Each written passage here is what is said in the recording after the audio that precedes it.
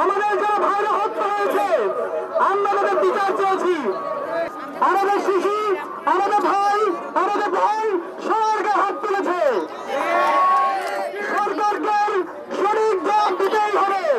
আমি অনেককে দেখছি আপনারা বিচ্ছিন্নভাবে ব্রিজের দিকে দেখাচ্ছেন।